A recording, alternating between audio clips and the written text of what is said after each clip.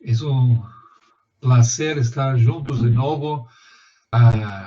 Outra semana, onde não conseguimos estar juntos, mas Deus ainda reina e Ele ainda está no controle, então nós temos os meios e os recursos para estar juntos.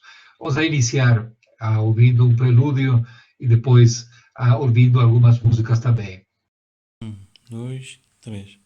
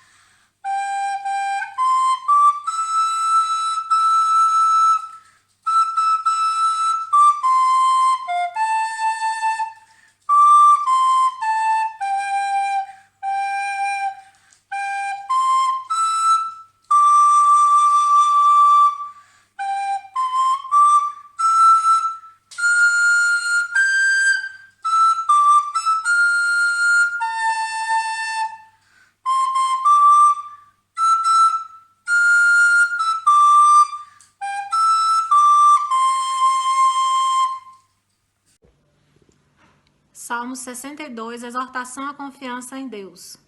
Ao mestre de canto, ao estilo da melodia de Jedutum, um salmo de Davi.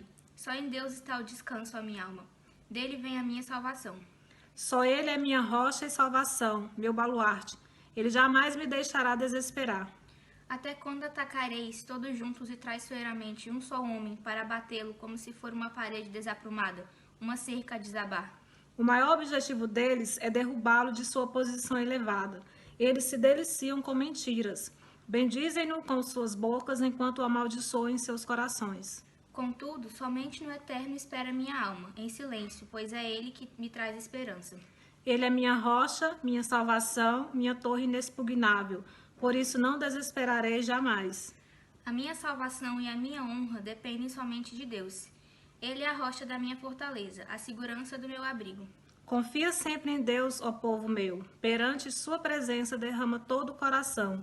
Ele é o nosso refúgio seguro. Vãs são as palavras dos homens, mentirosas são as afirmações dos poderosos. Colocadas todas juntas numa balança, nada pesam. Não depositeis na opressão vossa confiança, nem no estelionato a esperança. Ainda que prosperem, não lhes deis atenção. Uma vez declarou Deus, e 2 lições ouvi. O poder pertence a Deus, e a bondade é tua, ó Eterno, pois tu recompensas o ser humano conforme seus atos. Amém. Amém.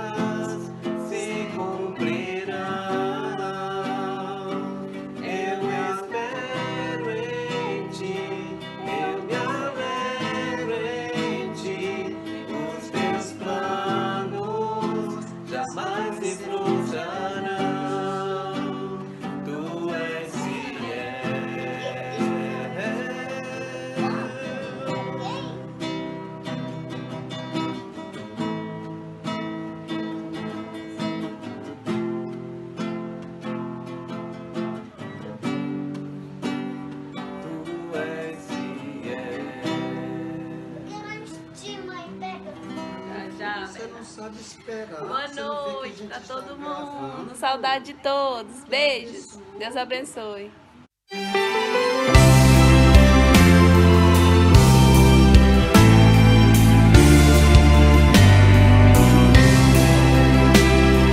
Ó mestre, o mar se revolta, as ondas nos dão pavor. O céu se reveste de trevas, não temos um Salvador. Não se te dá que morramos, podes assim dormir. Se a cada momento nos vemos, sim prestes a submergir, as ondas atendem ao meu mandar. Sossegai, sossegai, seja o encapelado mar, a ira dos homens, o gênio do mal, das águas não podem a naufragar, que leva ao Senhor, Rei do céu e mar.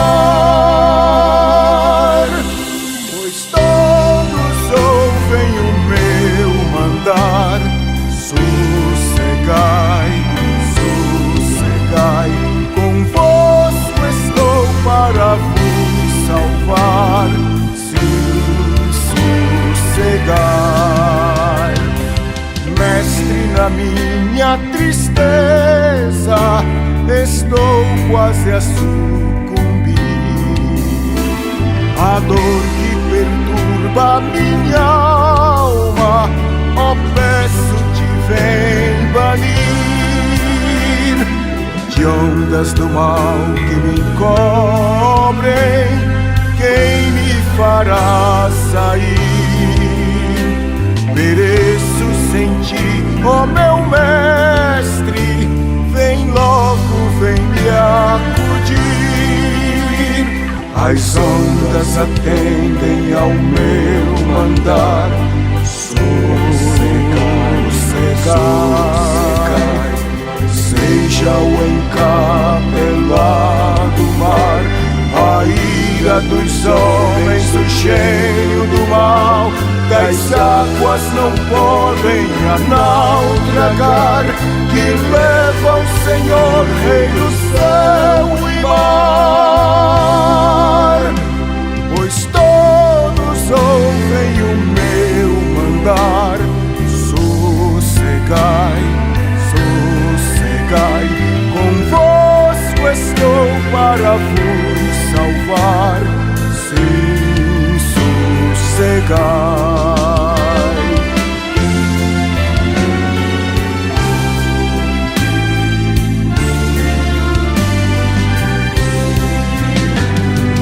Mestre, chegou a bonança, em paz eis o céu e o mar, e o meu coração goza calma, que não poderá findar. Fica comigo, ó meu mestre, dono da terra e céu, e assim chegarei bem seguro ao porto, destino meu. As ondas atendem ao meu mandar. Sossegai, sossegai, seja o encapelado mar, a ira dos homens, o gênio do mal, das águas não podem a naufragar, que leva ao Senhor, Rei do céu e mar. Pois todos ouvem ao meu mandar. Sossegai, sossegai, convosco estou para vos salvar. Sim, sossegai.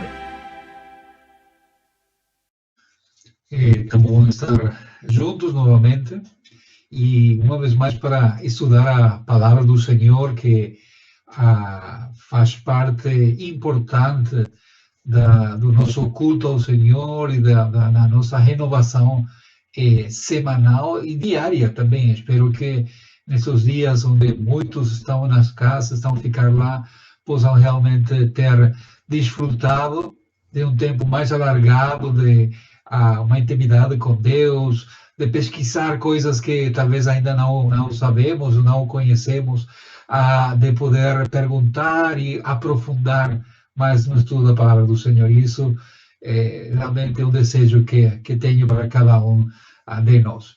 Hoje quero continuar a pensar naquilo que iniciamos a semana passada, pensando na questão de quem é o teu Deus. Nós tínhamos iniciado esta série de estudos através das redes sociais falando de onde está o teu Deus, ou o teu Deus onde está. E nós estudamos o Salmo 42. A semana anterior, nós estávamos a ler em Deuteronômio, capítulo 6, sobre quem é Deus. E ali estávamos falando sobre que Deus é o Deus único, Ele é o Deus soberano, é um Deus que merece ser adorado, que merece ser amado, e com tudo aquilo que nós somos, com forças, com a nossa mente, com o nosso coração, com a nossa alma. Então, hoje eu quero aprofundar um bocado mais, ir um pouco mais além no nosso pensamento de quem é teu Deus, no sentido de que há uma verdade que nós reconhecemos na nossa vida diária, sim? Nós adoramos aquilo que amamos. Quando nós amamos uma coisa, e amamos muito, por exemplo, alguns amam o seu carro, e o carro é a coisa mais importante que tem. Então, o carro é limpo, toma banho 2 ou 3 vezes no mês, ele passa aquele óleo para que fique bem com aquele cheiro bonito, sempre que tem que estar limpo. Se tu vais entrar no seu carro, tem que bater os pés por fora para não trazer pó ali dentro. E então, mas isso demonstra que aquela questão é uma coisa valiosa e importante na vida daquela pessoa. E isso nós vamos ver. E eu quero convidar-vos a abrir as nossas Bíblias no Evangelho de João, no capítulo 4. Evangelho de João, capítulo 4. Vamos ler do versículo 19 até o versículo 24, um texto muito conhecido, um texto que todos nós já alguma vez lemos e talvez já refletimos nele. Diz assim a palavra do Senhor, e deixa-me ler aqui na minha Bíblia. João, capítulo 4, vamos ler o versículo 19 até o versículo 24. Senhor, disse-lhe a mulher: vejo que tu és profeta. Nossos pais adoravam neste monte. Vós, entretanto, disseis que em Jerusalém é o lugar onde se deve adorar.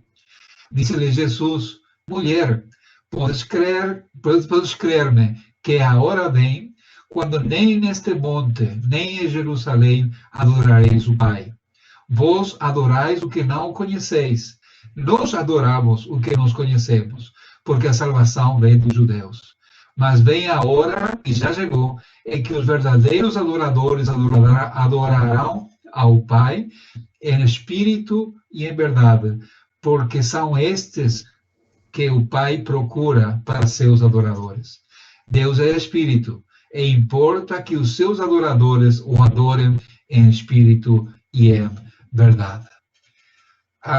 Deixe-me falar um pouco do contexto, e já vocês estarão a lembrar de que texto nós estamos a falar. É o relato do encontro de Jesus com a mulher samaritana.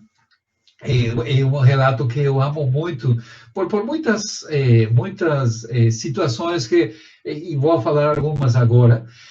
Mas só para entrar no contexto histórico da questão, nós precisamos lembrar que no tempo de Jesus, os judeus estavam a região sul daquilo que nós conhecemos como a Palestina, ali no Meio Oriente, e por cima estava um povo, ou perto de Jerusalém, estava um povo que eles eram israelitas, mas era uma mistura de o povo de Israel com outros povos, depois da última experiência de ser levados fora que eles tiveram, não é? E depois de serem invadidos pelos assírios, o povo da Samaria, o que seria a parte norte de Israel, foram misturados com outros povos, não é?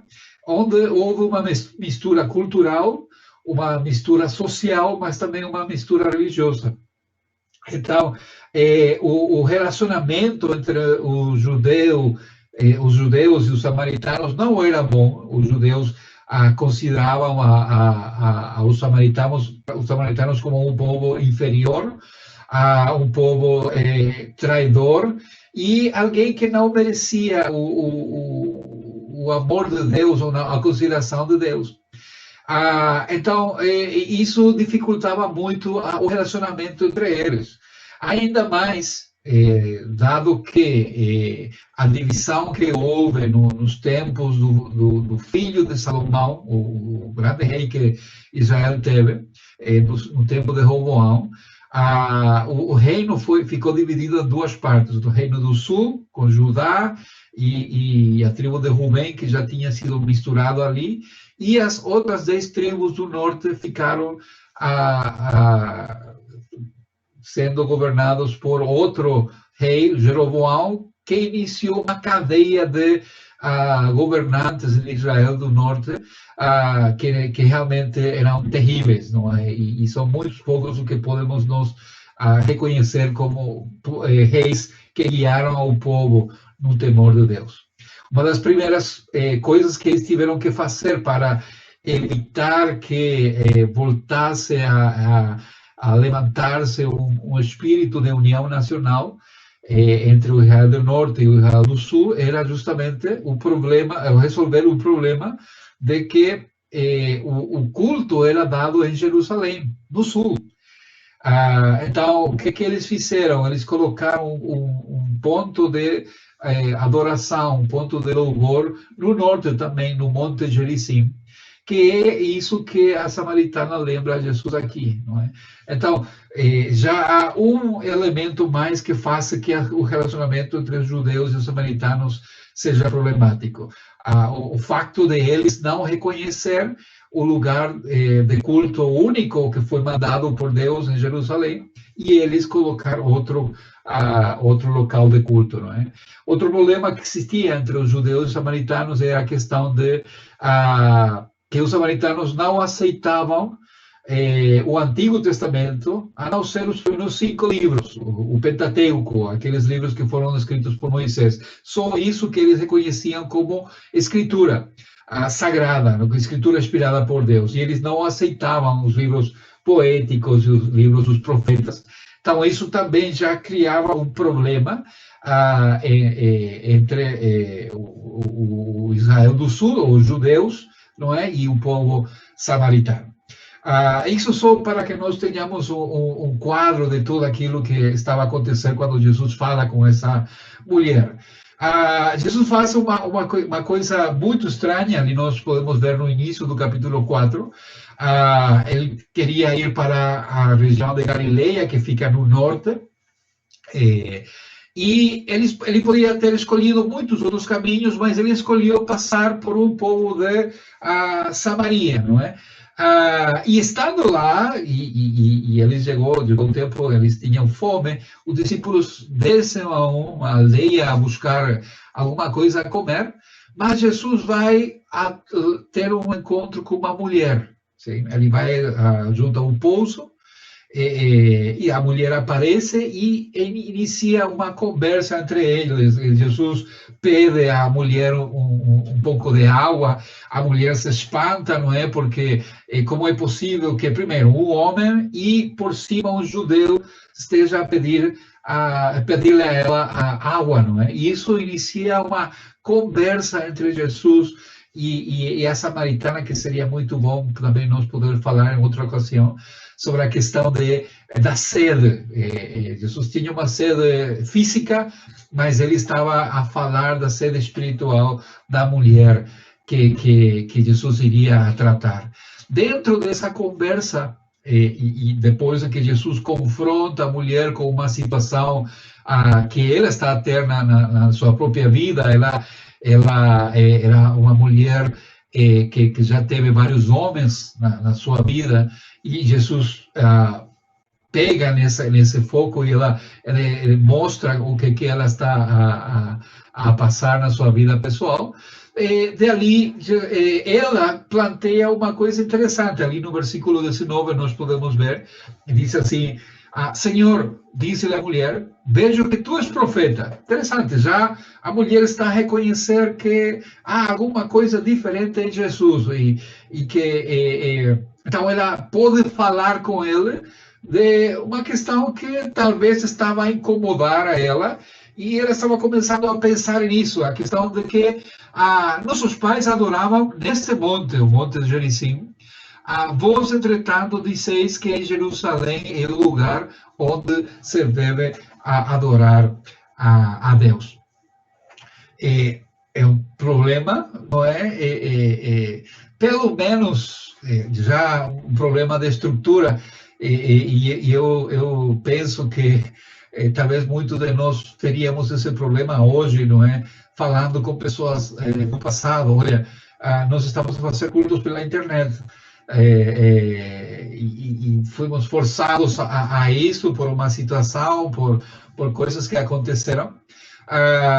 Mas os outros poderiam dizer, não, mas você tem que, o único lugar onde se pode adorar a Deus é no templo, é um local específico. E nós tentaríamos explicar a ele, olha, mas nós temos que ser criativos, encontrar maneira, são situações que fugiram do nosso controle. Mas é interessante a resposta que Jesus dá. Ele não entra a discutir com a mulher, ele não entra a tentar explicar à mulher, não, Jerusalém foi realmente o local escolhido por Deus, mas a resposta que Jesus dá, disse-lhe Jesus, mulher, podes crer-me, que a hora vem, quando nem neste monte, nem em Jerusalém, adorareis o Pai. Uau! Interessante, Jesus coloca a questão no local justo, não é? Ou seja, o problema não é onde nós adoramos. O problema não é onde nós adoramos. O problema não é onde tu, mulher, adora o seu Senhor, se é no Monte Gerizim ou se é em Jerusalém. O problema é muito mais profundo que isso. Há muito mais coisas que tu precisas ver, que nós temos que lembrar uma questão assim, e se aplica muito a nós hoje. Não é o local onde eu louvo, onde eu levo a minha adoração a Deus, o que faz a diferença. O que faz toda a diferença é aquilo que Jesus vai falar agora. Versículo 22. Vós adorais o que não conheceis, nós adoramos o que conhecemos, porque a salvação vem dos judeus. É um bocado forte aquilo que Jesus está falando aqui para a mulher, não é? Todo aquele cuidado, aquela questão amorosa de Deus para com ela, de Jesus para com ela, no início aqui do capítulo 4, que nós vemos como Jesus está a cuidar dela. É interessante que Jesus vai ao confronto da situação, e Jesus vai fazer como que mexer nela para que ela reaja e ela possa abrir os olhos àquilo que Jesus queria falar para ela. Sim? E há ali um problema. O grande problema que a mulher tinha não era o lugar onde ela estava a adorar. O problema era que ela estava a adorar a um Deus que ela não conhecia, e ela estava a fazer coisas que ela não entendia. Hoje, nós temos esse problema. Por isso que é tão importante aquela pergunta que nós fizemos ao início, e aquilo que nos está a levar nessa questão que nós estamos a tratar nesses dias. quem é teu Deus. Porque há um grande perigo e há uma grande possibilidade que tu estejas a adorar a um Deus que tu não conheces. Há uma grande possibilidade que tu estejas a fazer coisas que tu não entendes, achando que estás a fazer bem, achando que tu estás a caminhar pelo percurso correto, mas na verdade não é isso o que Deus está a pedir. Então, é interessante que Jesus fala para a mulher: vós adorais o que não conheceis.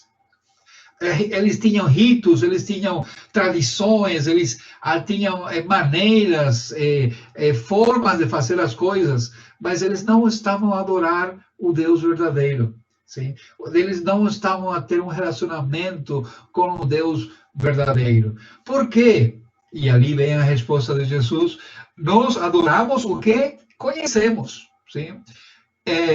Porque a salvação vem dos judeus. Quando Jesus fala que a salvação vem dos judeus, não está falando que os judeus são os que criaram a salvação e eles são o povo correto. O que está a falar é que os judeus seguiram, os judeus da região sul, eles seguiram aquilo que Deus tinha estabelecido.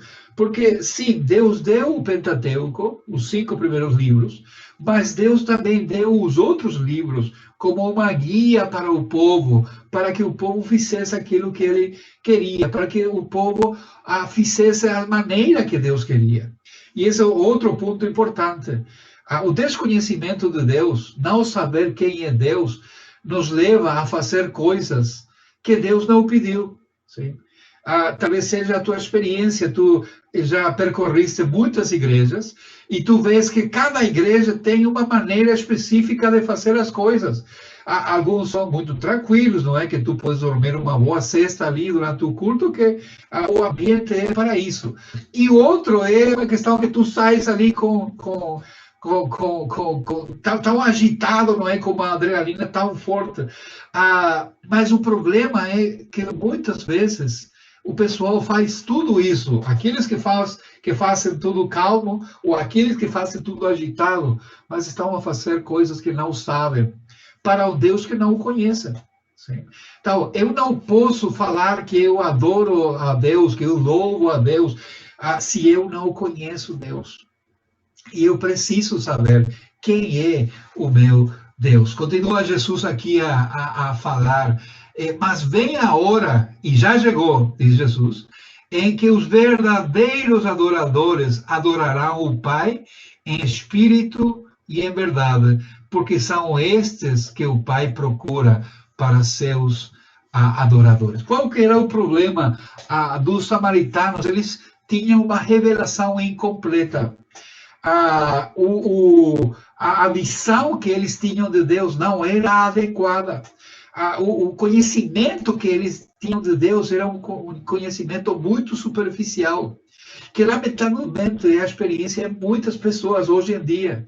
Conhecem de Deus por aquilo que talvez ouviram alguma vez, ou alguma ideia que se faz, não é?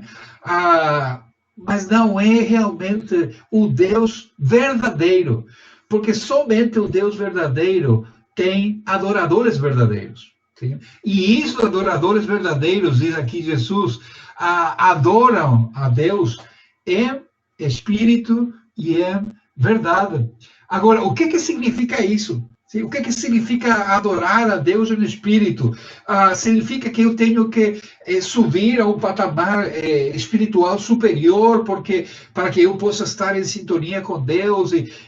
Não significa isso. O que Jesus está a falar é que a adoração é uma experiência espiritual, é uma experiência com Deus, por cima de formalismos, por cima de tradições, tem a ver com a nossa vida, a vida diária. Tudo quanto eu faço tem a ver com aquilo que eu adoro. Se eu adoro a Deus, o verdadeiro Deus da Bíblia, eu vou adorá-lo até no trabalho, nos meus relacionamentos pessoais, na minha família, nos meus pensamentos, em tudo quanto eu faço.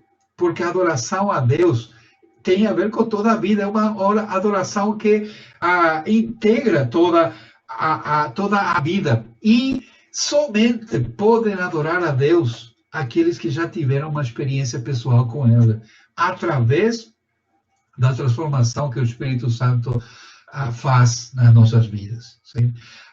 Interessante é que a Bíblia fala, e o apóstolo Paulo fala disso, que aqueles que reconhecem a Deus como seu Deus e reconhecem que são pecadores, reconhecem da sua necessidade e aceitam a Jesus Cristo como Senhor e Salvador pessoal, a Bíblia fala que Deus dá do seu Espírito para eles, coloca o seu Espírito neles. Há um texto que eu amo muito, que está em Ezequiel, no capítulo 36, versículo 26, fala assim, aquilo que Deus vai fazer: dar-vos-ei coração novo, e porei dentro de vós espírito novo, tirarei de vós o coração de pedra, e vos darei coração de carne. Porei dentro de vós o meu espírito, e farei que andeis nos meus estatutos, guardeis os meus juízos e os observeis. Então, somente podem adorar a Deus, somente podem louvar a Deus aqueles que já tiveram uma experiência pessoal com Ele. Não há outra maneira, não há outra maneira.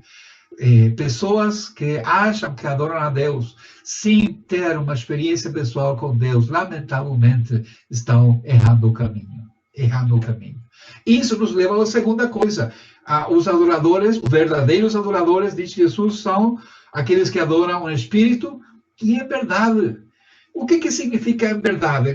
O que Jesus está querendo falar com isso? Lembra aquilo que Jesus falou para a samaritana? Vocês adoram aquilo que não conhecem? Sim? Eu não posso adorar a Deus do meu jeito. Como que eu posso adorar a Deus? Bom,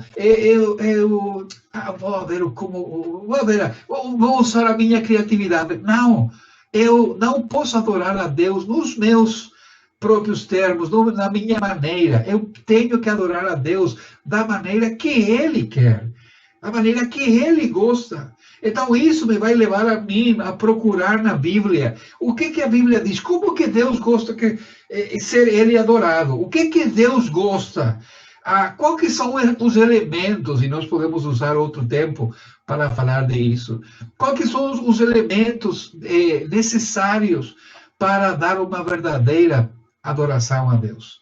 Outra vez, isso só é possível se eu reconheço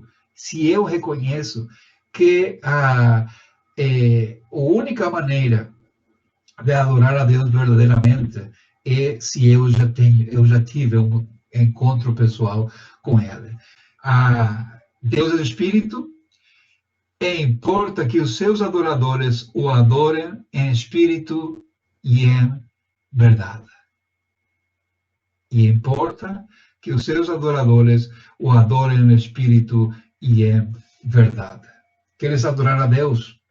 Desculpe, vou mudar a pergunta. Quem é teu Deus? É o Deus da Bíblia? Se é o Deus da Bíblia, tu precisas ter um encontro pessoal com Cristo. Tu precisas reconhecer os teus pecados, reconhecer-te pecador, aceitar Jesus Cristo na tua vida e começar a buscar o que Deus quer, o que é aquilo que agrada a Deus, qual que é a maneira que Deus tem que ser adorado e Ele quer ser adorado. Por isso, deixe-me só ler para vocês um texto aqui do pastor John Piper, que eu acho muito interessante e acho que nos vai ajudar nisso. Ele fala da adoração como um fogo que não se pode apagar, e ele diz: o combustível da adoração é a grande verdade de um Deus gracioso e soberano. O fogo que faz o combustível queimar quente é a aceleração do Espírito Santo. A fornalha tornada viva e quente pela chama da verdade é o nosso espírito renovado. E o calor resultante de nossas afeições é adoração, abrindo caminho, lágrimas, confissões, orações, louvores, aclamações, levantar as mãos, curvar-se e o que se vê é uma vida obediente, uma vida de obediência completa ao Senhor. É o meu desejo que essa seja a tua experiência também. É o meu desejo que realmente Deus seja real para ti e que tu sejas um verdadeiro adorador.